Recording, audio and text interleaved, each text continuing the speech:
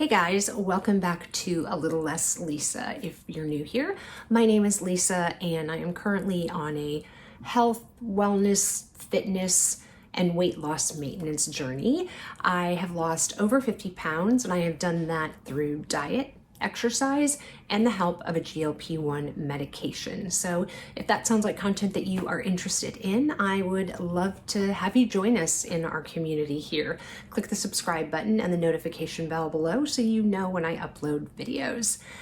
And if you're wondering about the crown of the day, which how fun is this? This is Shar-Pei with, Shar-Pei brunette with fairy extensions. And you guys, how much more fun can hair with glitter be? So, I am living my best hair life during this hair loss, thing that I'm going through. And I just think it's fun. So I just got it out of the bag and out of the box. And, I may do a little to her, may kind of zhuzh the roots a little bit, but yeah, I just thought it would be fun to wear this to film a video. So anyway, today's video is about things that are no more in my life since losing weight and being on this GLP-1 journey. So if you want to hear, what things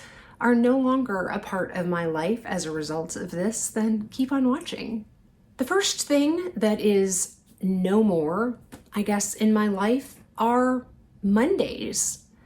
And you might be thinking, well, Lisa, Mondays are a thing that can't go away. Yeah, I realize that. I realize that Monday is a day of the week and it will always be a day of the week. But I don't know about you guys, but I used to live my life by Mondays. It was, I'm going to start my fill in the blank diet on Monday. I'm going to start walking 10,000 steps a day on Monday. I am going to start going to the gym on Monday. Every single thing around my life as it related to my eating, to my exercise, to my mental well-being was centered around Mondays. Every weekend it was, okay, what can I eat because I'm going to be starting, the Atkins diet on Monday. How many carbs can I shove into my mouth because I'm going to be doing Atkins on Monday and I'm not going to be able to have carbs anymore? Or, how lazy can I be because I'm going to start working out and my muscles are going to be sore for the next month or something. It just, all of those things that literally, like I said, that was constantly focused on Mondays. Everything was about a Monday, right? No one started a diet on a Wednesday or a Thursday or any other day, right?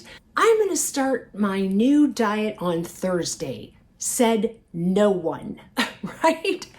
Everybody starts a diet on Monday, because either it gives you the chance to pig out and eat whatever you want over the weekend, or it just feels like the natural time to start something. So yeah, I live my life no more for Mondays. Number 2, no more do I say to myself, well, I just ate that, so I blew it, so I might as well eat everything, right? I don't know about you guys, but I've said that to myself probably at least 1 million times over the course of my 57 years. Okay, obviously I haven't been dieting all of my 57 years, but I went on my first diet right after I turned 13. So, for the better part of 44, 45-ish years, I have been saying that to myself, right? You get through 2/3 of the day and you're doing really well, and you probably honestly haven't really been eating because you have sort of been starving yourself. And so then you get to dinner and then you get to the evening and you just start pigging out, right? And then you go back to that Monday thing, right? So you start doing all that. You start eating all the things because you've been depriving yourself all day and you're starving. So now you have completely overeaten and, eaten bad things, which I don't personally think that there is a bad thing. But when you're in that diet mentality, you generally have foods that you think are bad. And so what happens? Now it's Monday night, or maybe Tuesday, or maybe Wednesday, whatever it is, and you've blown it. And so now you might as well just eat whatever you want until next Monday. See number 1. Number 3, I think, is again another one that I think a lot of people who have lived in a larger body experience, and that is saying no to pictures. Now, I realize that some of you may be thinking, okay, Lisa, but you have a YouTube channel and you have another YouTube channel that you've had, if you're familiar with that YouTube channel. I've had that channel for a little over 2 years now. So absolutely, while I have been in a larger body. And so you must be thinking, well, but you see yourself all the time. You take outfit pics, whatever. But there's something about taking a picture, first of all, that you take, right? So I can control the lighting, I can control, the angles, I can edit things, and that's different than just taking a picture with your kids or, taking a selfie with your kid, just anything. And I cannot tell you how many pictures I have avoided over the years. Or in addition to that, pictures that I have taken that I refused to look at. A perfect example of this are my kids' B'nai mitzvahs, right? So I was definitely heavier during some of my children. If you don't know, I have 4 children ranging from 26 to almost 16. So the twins are going to be 16 in another 2 months, basically. And yeah, their B'nai mitzvah pictures, and by there I mean the twins, I was in a much larger body for that. And to be honest with you, I have looked at those pictures one time and extremely reluctantly. I did the same with my older daughter Morgan's pictures as well. I did the same for Morgan's graduation pictures, which was during the beginning of the pandemic, and I was just starting a new weight loss fitness journey at that time, and I was much heavier. I was even heavier than I was when I started this journey by probably about 10 or so pounds. And honestly, I think I even deleted those pictures of me in them. And that just makes me so, so sad because of the way I felt about myself, I let that impact having pictures with my kids. And it just, I think about, when I'm not here anymore and they want to look back on pictures, and I'm sorry, you can hear me getting choked up right now because it really, really makes me sad that I let that affect, what will be the only thing that they have left of me to see. All right, I'm gonna pause for a second. So yeah, it just, I've read on Instagram and they're like, just take the picture, right? Just live in the moment and be in the picture. But I also know how hard that can be when you are in a larger body. So no matter what happens for the rest of my life, I hope that at least I can learn from this and always be in the picture, to love being in the picture, no matter what I look like, because that's really important. Number 4 is one that I think I have noticed, especially because we live in New York now, and that is no more saying no to walking places. Before I lost this weight, I would find any excuse to not walk somewhere. And obviously, we live in a city where it doesn't require walking. I mean, you could obviously take an Uber or a taxi literally from door to door if you wanted to, but it doesn't make sense. And there are so many wonderful places to visit and to see and to walk to, and it's such a beautiful walking city. But for months and for honestly over a year of living here, I really tried everything I could to not walk places. So even though it's a very easy walk to go to kind of where, there's quite a few stores that we would shop at. There's an Old Navy there's a Target, there's an Ulta, there's a Sephora, there's an H&M. They're all kind of in this general kind of 2-block area. It's maybe, I don't know, I don't even think it's a mile walk from where I live, okay? Very, very simple walk. Instead, I would take the bus. And it's so ridiculous to me because it's so close. There's absolutely no need to take the bus there. But I would either get tired, or especially I would do it if it was hot outside. I used to say that I really didn't like Central Park because I just didn't want to walk. I just didn't want to be in a situation where maybe it was summer and I was going to have chub rub and I had to worry about sweating and just being uncomfortable. And so my kind of line was, well, I'm just not, I don't know, Central Park is just kind of not my thing.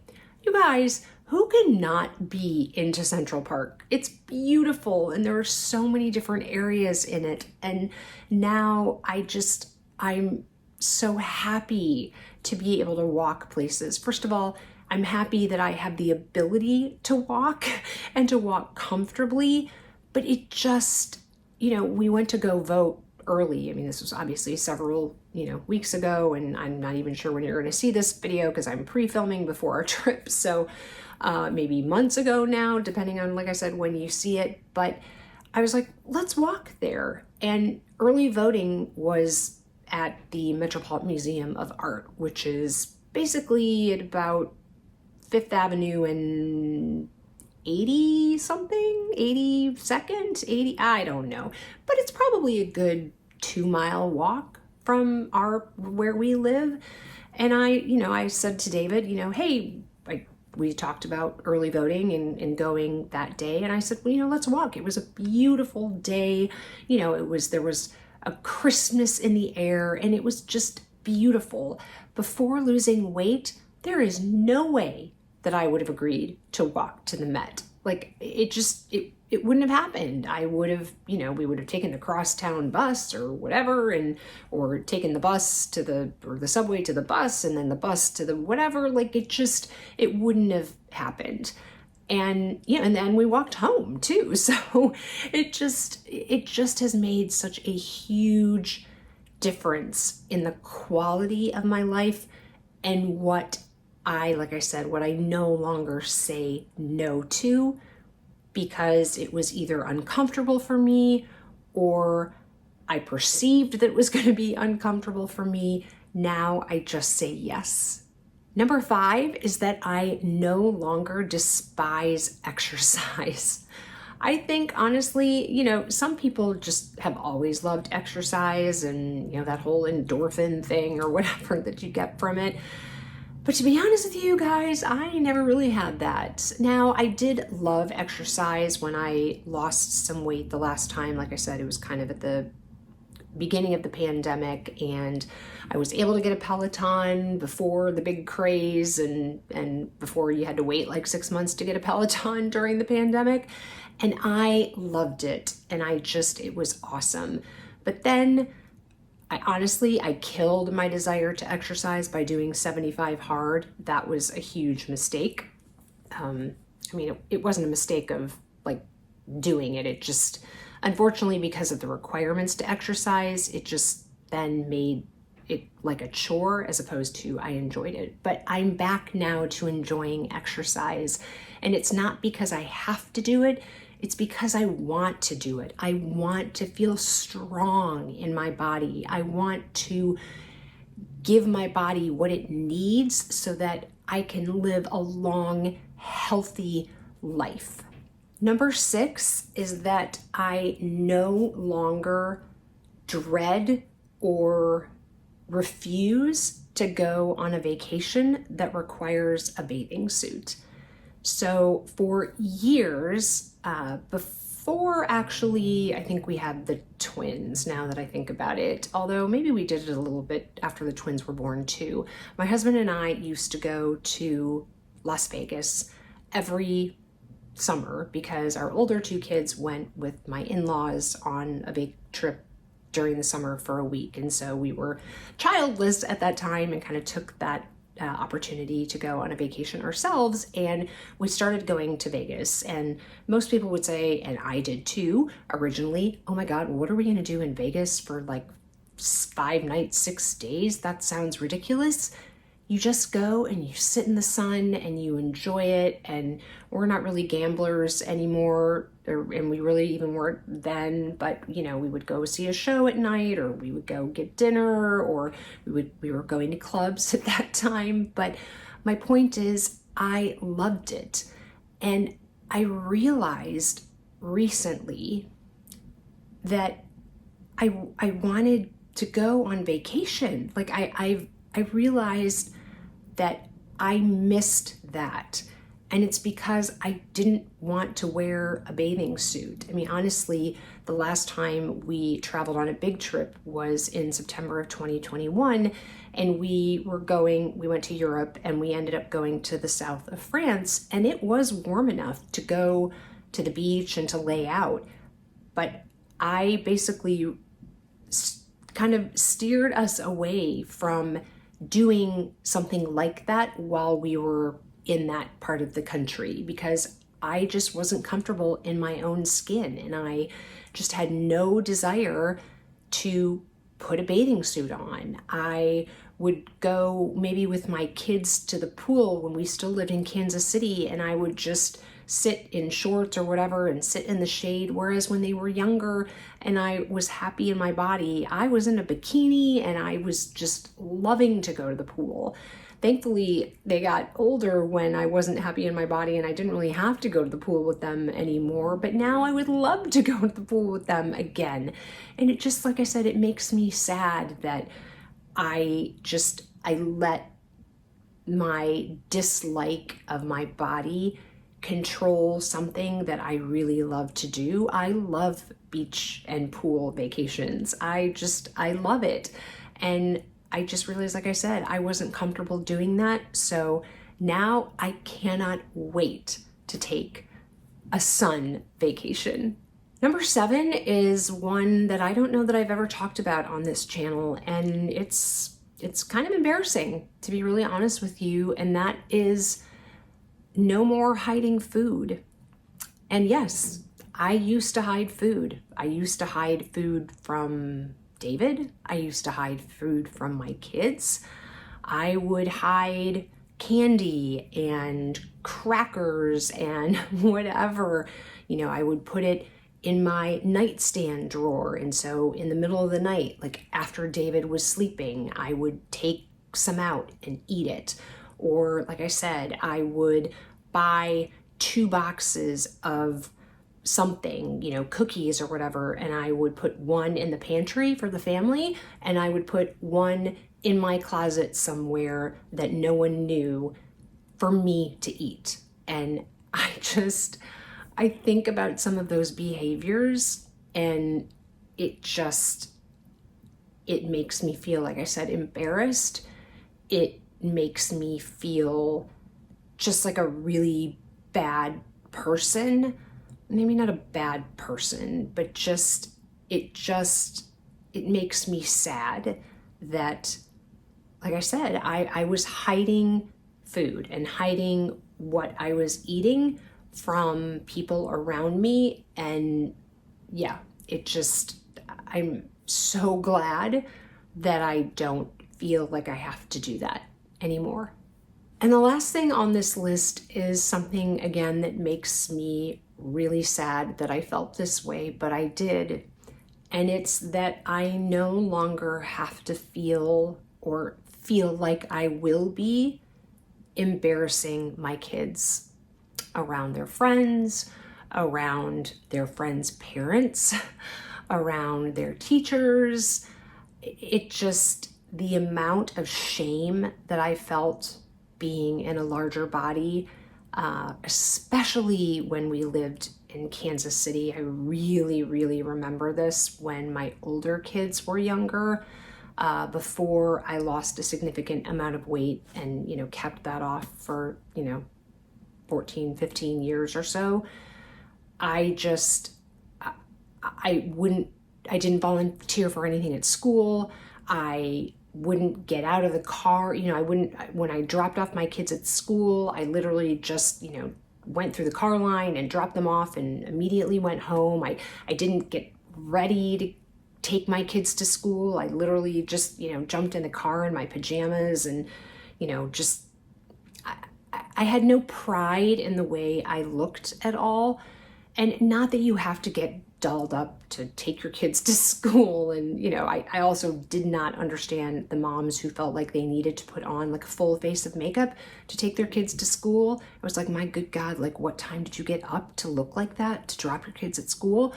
But, I think there's a happy medium, right? You don't also have to look like you literally just rolled out of bed, which is generally what I looked like. But I said no to so many things when my older ones, when they were younger, because I didn't want to be compared to some of the other, really thin and healthy and fit moms, right? The ones who are going to Pilates every day or going to work out with their personal trainers or whatever it was.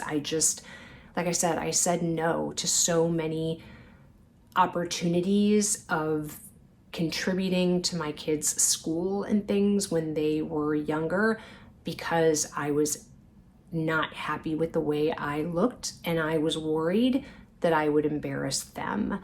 And I know that's not the case, and please don't misunderstand me. I realize that a lot of these things I'm talking about were something that I put into my own head. It's not like somebody told me, oh my gosh, you're a fat cow, you don't belong here. But it just, you have that negative talk because there is so much fat shaming in the world that you just kind of stay in your own corner and you do things that are within your own comfort zone, and you don't want to do things that might put you out there and, expose yourself and your body to the world. And yeah, I'm just really happy to be in a place where I'm happy with myself so that I no longer feel like I could be an embarrassment to my kids.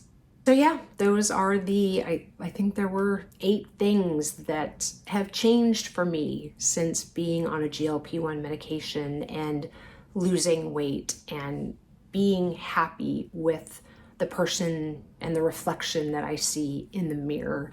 Let me know in the comments below if any of these resonated with you. I would love to hear your comments and have a dialogue in the comment section about, what are some things that either you no longer do as a result of being on a health and weight loss journey.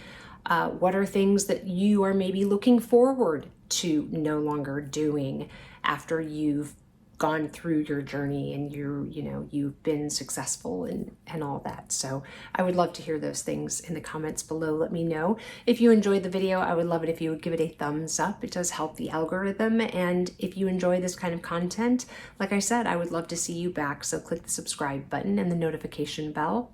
If you haven't had enough of me yet, there'll be another video over in the corner here for you to watch. And remember, kindness and hate spread the same. The choice is yours. I'll see you in the next video, guys. Take care. Bye-bye.